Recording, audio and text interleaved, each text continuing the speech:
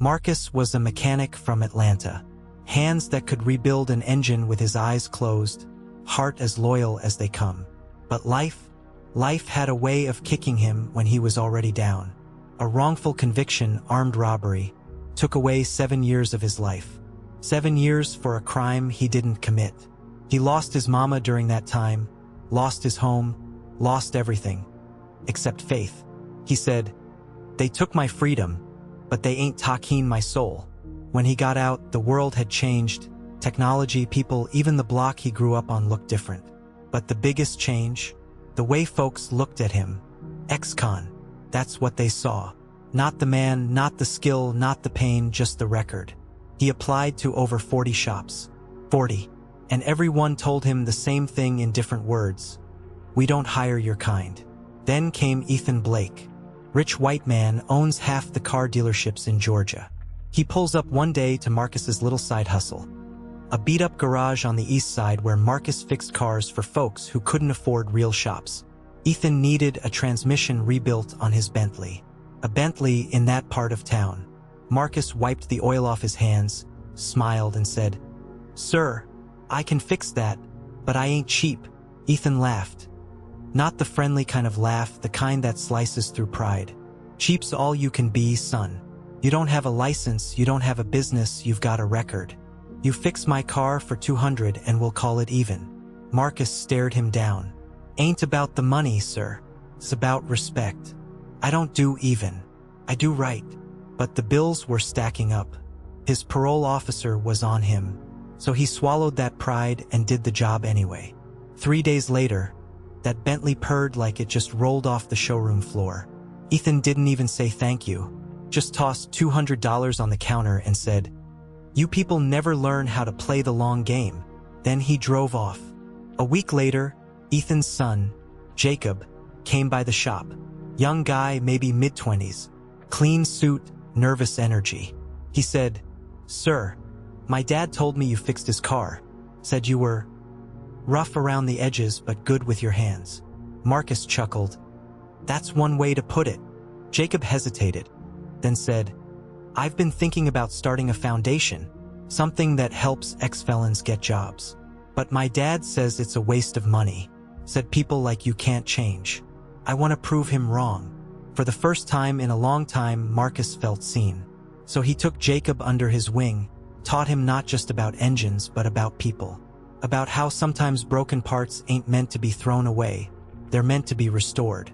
They spent months together building a community project, training young men who just got out of prison. The place started buzzing.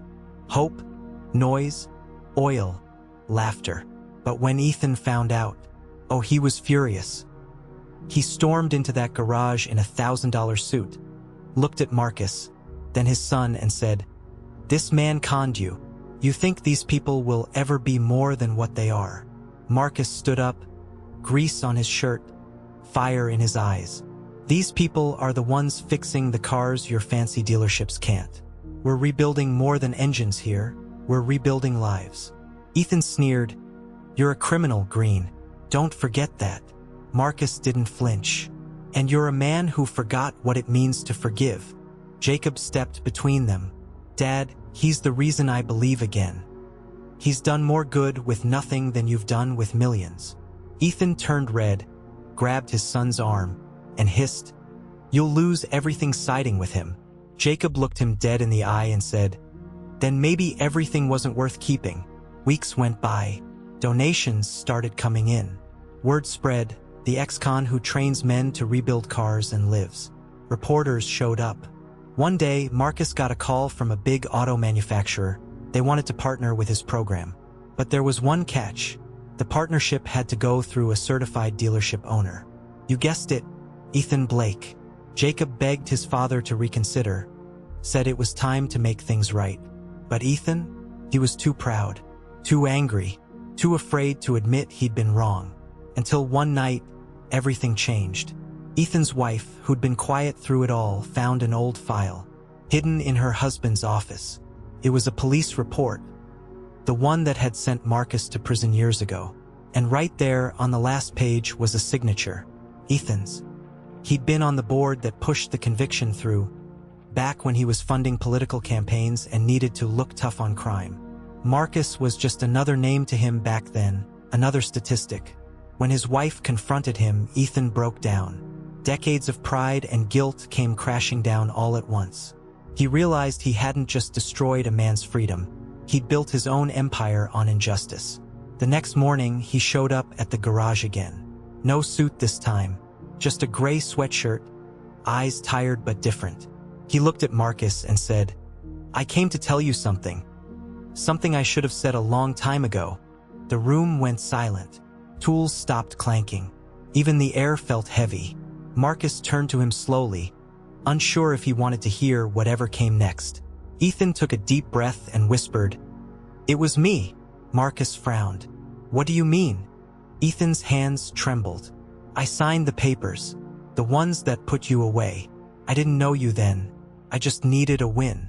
I destroyed your life." The room froze. Jacob stepped back in shock. Marcus's jaw tightened. Every muscle in his body wanted to react, to shout, to punch, to walk away. But he didn't. He just stared at Ethan. A man who'd finally met his own shame. Ethan's voice cracked. "I'm sorry, Marcus. I don't expect forgiveness. But I can't live another day without trying to make it right." And Marcus, he just stood there, silent. A storm of anger and mercy fighting in his chest. Then, finally, he said softly, "You can't give me back the years you took, but maybe you can help make sure nobody else loses theirs." Ethan nodded, tears falling. "Tell me what to do." And that's when Marcus looked him dead in the eye and said the words that changed everything. He said, "You're gonna help me build something bigger than your dealerships, bigger than your money, something that'll change how this world sees men like me." Ethan swallowed hard. "And what's that?" Marcus leaned forward, grease still on his hands, and whispered, "Power, the kind that frees instead of chains." For days, the whole garage buzzed with whispers. Folks didn't know what to make of it. The man who once owned half the dealerships in the city was now showing up at an old East Atlanta garage every morning. Sweeping floors, hauling parts, keeping quiet. He didn't come as Mr. Blake. He came as Ethan, a man trying to wash oil and guilt off the same hands that once signed Marcus's downfall. But forgiveness don't come easy, especially when pain's been your shadow for half your life. One afternoon, Marcus sat in the back of the garage, staring at the walls, the same walls where he'd painted words like hope, brotherhood, rebuild. Jacob came up and said softly, "You haven't said much since my dad came clean." Marcus nodded, wiping sweat off his brow. "Some things don't need words, son. They need time. And time ain't never been kind to me." Ethan overheard. His face sank. But instead of leaving, he grabbed a wrench and got to work. Quietly, day after day. Until one night, something happened that none of them saw coming. A city official pulled up to the garage. White man in a slick gray suit. The kind who smiles with his teeth, not his eyes. "Mr. Green," he said, glancing around the shop. "Heard you've been making quite a name for yourself. Former felons, fixing cars, changing lives. It's a nice story." Marcus folded his arms. "Ain't no story, just real work." The man smirked. "Real work doesn't get city funding without city approval. And from what I see, your operation isn't exactly compliant." Marcus narrowed his eyes. "You mean we're not paying the right people?" The man smiled wider. "You catch on quick.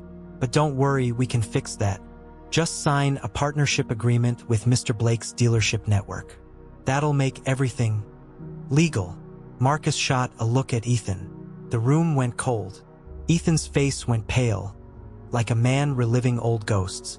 The official continued, "You'll get your permits, your funding, even a community award. Everybody wins." Marcus stepped forward. "Everybody but the truth." The official's smile dropped. "Careful, Mr. Green. You've already been to prison once. You don't want another misunderstanding." That night, Marcus sat alone long after everyone left. The hum of the lights buzzed over him. He stared at his reflection in a cracked window, the face of a man still fighting to believe he could ever be free. Then Ethan walked in. No words, just 2 cups of coffee. He set one down and said, "I know that look. It's the same one I saw in the mirror for 20 years. Marcus didn't respond. Ethan continued, "They're coming after you because they can't control you. I can stop this. I still know people in City Hall. I can pull strings." Marcus's eyes hardened. "The same way you pulled strings to put me away?" Silence. Heavy, choking silence. Then Ethan said something Marcus didn't expect. "Then let me use the same power that hurt you to heal what I broke." Marcus stared at him. "And if the system fights back?" Ethan smiled faintly. "Then maybe it's time someone with money finally takes the punches instead of throwing them." Over the next few weeks, Ethan and Marcus became an unlikely team. They rebuilt the business from the inside out, getting licenses, training certificates, hiring more men from halfway houses, giving them tools, paychecks, dignity.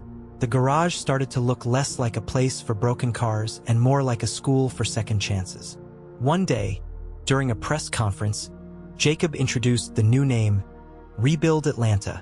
Cameras flashed, reporters cheered, and for a moment, it looked like the city was finally ready to believe in redemption. But good news don't travel alone. Trouble always rides shotgun. A few nights later, someone broke into the garage, smashed windows, burned paperwork, slashed tires. Spray painted across the wall were 2 words in red, "Stay down." Marcus found Ethan there the next morning, staring at the mess. "They're scared," Marcus said quietly. "Scared that men like us might actually build something real." Ethan nodded, fists clenched. "Then we build louder." But as they swept the floor, a police cruiser pulled up. 2 officers stepped out, hands resting on their belts. One of them, a young white cop, looked straight at Marcus and said, "Mr. Green, we have a warrant for your arrest." Jacob ran out shouting, "What? For what?" The officer flipped open a folder. "Fraud, embezzlement, and misuse of charitable funds." Marcus's jaw dropped. "You gotta be kidding me." The cop shrugged. "Evidence came in this morning. Bank transfers, documents, all under your name." Ethan's face turned white. "That's impossible." "He didn't." The officer cut him off. "Sir, step aside." Marcus raised his hands, disbelief all over his face. "You think I'd risk everything I built? Everything I lost?" As they cuffed him, Ethan yelled, "He's innocent. This is a setup." Marcus turned his head, eyes burning with betrayal. "I've heard that before," he muttered. They put him in the back of the car. The same steel bars, the same cold silence. But this time he wasn't the same man. This time he had people, a movement behind him. Jacob looked at his father, panicked. "Dad, what do we do?" Ethan stared at the patrol car pulling away and said quietly, "We find out who did this, and we burn down the lies they built." But here's the thing, what they uncovered next wasn't just about Marcus. It wasn't just about Ethan. It was about the whole system, the one that profits from keeping certain men down while pretending to lift them up. And when Ethan Blake came face to face with that truth, he had to make a choice that would change everything again. Because sometimes redemption costs more than guilt ever did. And what Ethan was about to do next would shock the entire city. They say when you fight the system long enough, the system fights back harder. And that's exactly what happened after Marcus Green was dragged away in handcuffs for a crime he didn't commit. Again. The whole city buzzed with headlines. Ex-con turns charity into cash grab. They painted Marcus like a villain, like the man who fooled everyone with his second chances story. But the people who knew him, the brothers he trained, the mothers whose sons he'd saved, they didn't buy it. And neither did Ethan Blake. For the first time in his powerful life, Ethan wasn't fighting to protect his reputation. He was fighting for someone else's, someone he'd once destroyed. When Marcus sat in that cold county cell again, staring at the wall, it hit him. He'd come full circle. The same 4 gray walls, the same smell of steel and bleach. But this time, something was different. He wasn't that scared young man anymore. He was Marcus Green, the man who built hope from nothing. And he wasn't about to let them take that away. Meanwhile, Jacob was pacing in his father's office, holding the police report. "Dad, none of this adds up. The transfers, the fake signatures. Someone's framing him." Ethan sat behind the desk, rubbing his temples. "I know who it is." Jacob froze. "What do you mean?" Ethan looked up slowly, eyes heavy with guilt. "The city official who came to the garage, Thomas Reeves. I used to work with him years ago during a redevelopment deal. He's dirty. Has been for years. He's got connections to the same network that profited off the prisons we helped fill. And Marcus's success threatens their money." Jacob clenched his fists. "So we expose him?" Ethan shook his head. "You don't understand. Reeves isn't just one man. He's part of a machine. If we go after him, they'll bury us both." Jacob's voice rose. "Then let them try. You taught me power means nothing if you use it to stay silent." Ethan looked at his son and saw something he hadn't seen in himself for decades. Courage without compromise. He stood up. "Then we fight." They hired lawyers, private investigators, even journalists from independent black media outlets who believed in Marcus's story. But for every door they opened, two slammed shut. Evidence disappeared. Witnesses backed out. Someone, somewhere, was pulling the strings tight. Then came the tape. One night, Ethan got an anonymous email. No name, no subject line, just a link. He clicked it. The video was grainy security footage from a city office. It showed Reeves in a meeting, laughing, counting cash, saying, "Green's little project makes people think they can change. We'll remind them who runs this city." Ethan's hands trembled. Finally, proof. He called Jacob. "We have them." But before they could act, their office door burst open. Two men in suits, government badges flashing. "Mr. Blake," one said calmly, "you're under investigation for financial conspiracy tied to Rebuild Atlanta." Ethan froze. "What?" The man smirked. "Seems your name's on the same bank accounts as Mr. Green's." It was a trap. They had linked Marcus and Ethan together. One ex-con, one millionaire, and painted them both as the face of corruption. The headlines wrote themselves. The mechanic and the mogul, redemption or deception? As the city turned against them, Jacob went underground, meeting quietly with activists, pastors, and journalists. He was determined to get Marcus's story out. The truth, the whole truth. Meanwhile, in jail, Marcus received a visit. It wasn't Ethan or Jacob or his lawyer. It was Reeves. Clean suit, smug smile. "Mr. Green," he said, sitting down across from him. "You had a good run, but the city doesn't need heroes like you. It needs order. And order means people like you stay in your place." Marcus leaned forward.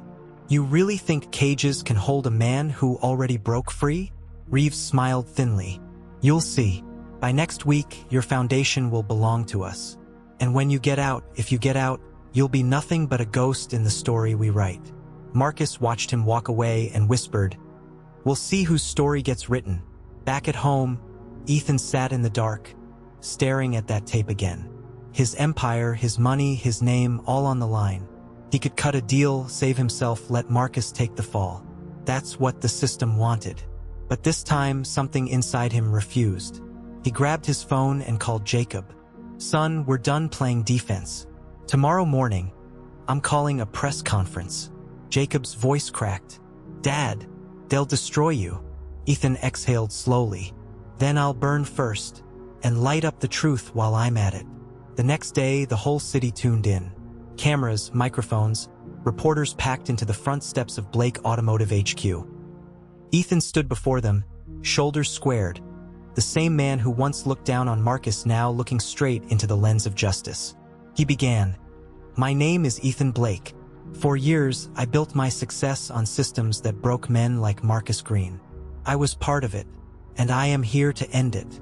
The crowd murmured. Reporters scribbled. Ethan continued, voice trembling but strong. "The man you call a criminal is the only honest leader this city's seen in decades. And if speaking this truth means losing everything, then maybe I never deserved what I had." Then he held up a flash drive. "On this drive is evidence, documents, video, proof of the corruption behind these charges. The same officials who profit off injustice.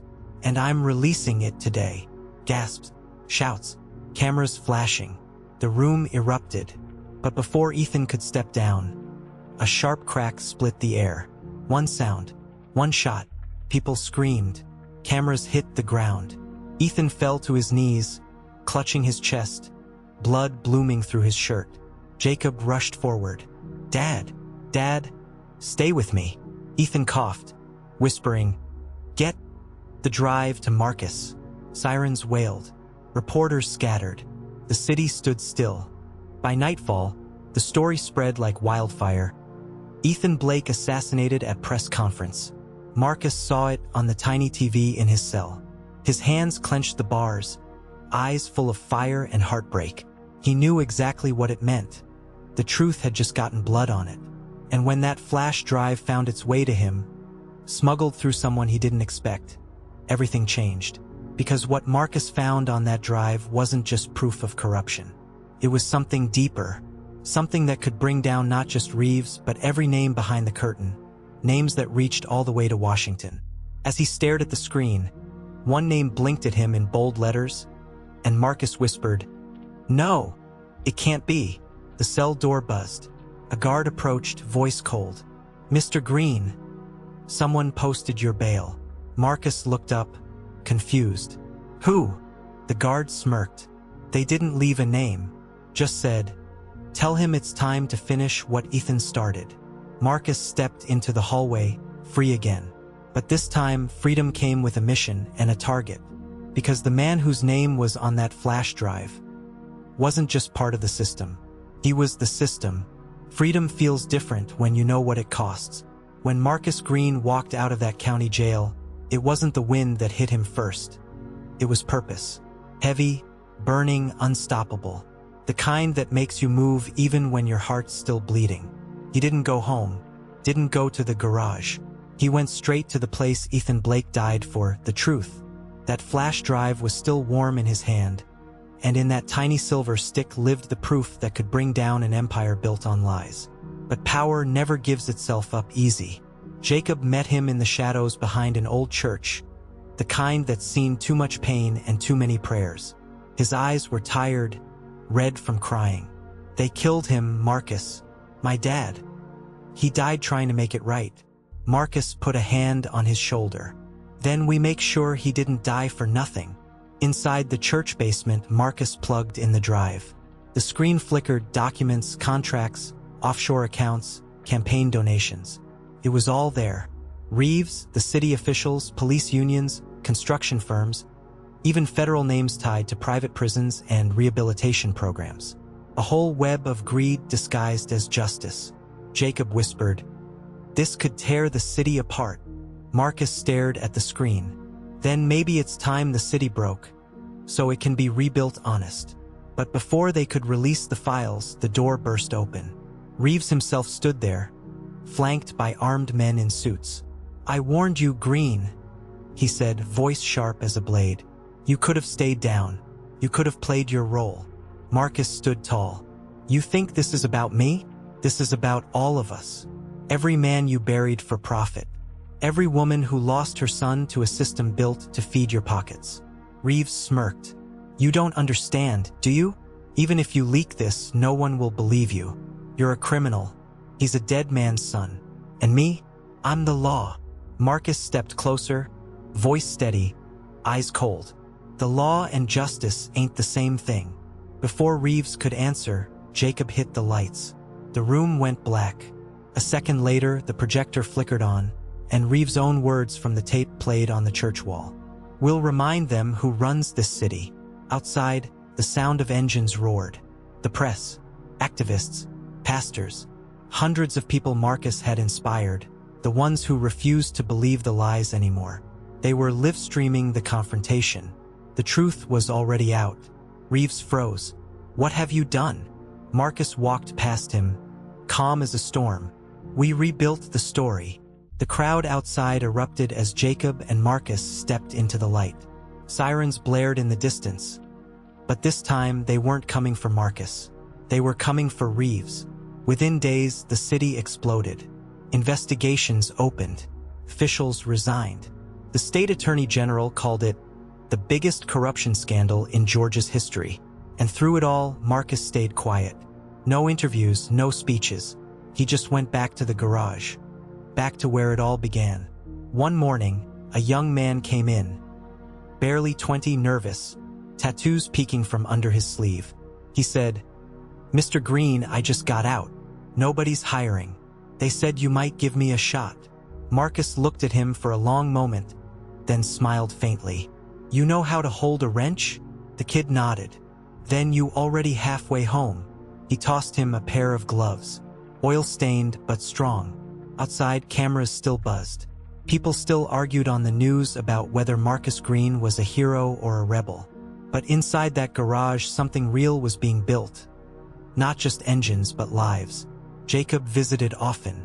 Together, they renamed the shop the Blake Green Foundation, honoring the man who paid the ultimate price to make wrong things right. Months later, Marcus finally stood before the city, not as an ex-con, not as a victim, but as a man reborn. He took the mic and said, "They called us criminals when we were caged, then threats when we broke free. But the truth is, we were builders all along. They just never wanted us to build for ourselves." The crowd fell silent. He continued, voice rising, strong and steady. "You can chain a man's hands, but you can't chain his purpose. You can bury truth, but it'll still grow roots. I spent years waiting for someone to save me, until I realized the man I was waiting for was me. And if you hear my voice today, know this: you ain't broken. You're just unfinished. And the world's waiting on you to finish the work." The people stood, cheering, crying, chanting his name, Marcus Green, Marcus Green. And somewhere deep inside, he felt Ethan's voice, quiet but sure. That's the kind of power that frees instead of chains. As the sun set over Atlanta, Marcus walked back into the garage, grease on his hands, hope in his heart.